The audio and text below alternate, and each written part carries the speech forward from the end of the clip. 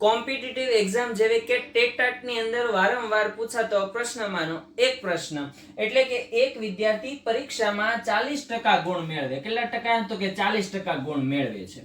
અને જો 40% મેળવે ને તો 20 માર્ક્સ થી શું થાય છે? તો કે નાપાસ થાય છે. અને જો એ 60% ગુણ મેળવે તો 20% થી પાસ થાય છે. 20 માર્ક્સ થી પાસ થાય છે. બરાબર? તો પરીક્ષા કેટલા ગુણની હશે એ તમારે કુલ ગુણ શોધવાના છે. શું શોધવાના છે? કુલ ગુણ. હવે આ છે ને એક લોજિકલી પ્રશ્ન છે. આમાં કીધેલું શું છે કે જો 40% માર્ક્સ આવે ને તો 20 માર્ક્સ ઓછા, પાસ થવા માટે 20 માર્ક્સ ઓછા પડે છે.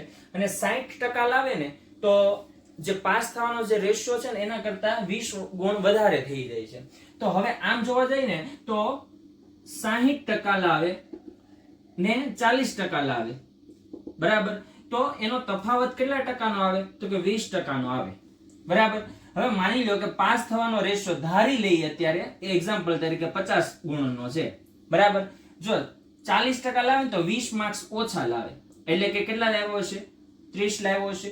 અને જો 60% લેવો હોય તો 50 કરતા 20 વધારે લાવે, એટલે કે 70 લાવ્યો હશે.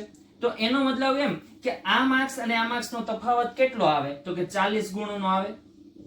કેટલાનો આવે? 40 ગુણનો. મારે જોઈએ કેટલા?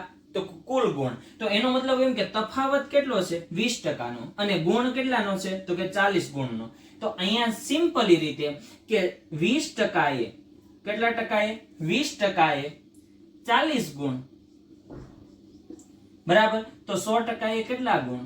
તો 100% એ કેટલા ગુણ? બરાબર? ત્રિરાશિ મૂકો તો તમારો જવાબ આવે કેટલો આવે? તો કે 100 ગુણ્યા 40 છેદમાં 20.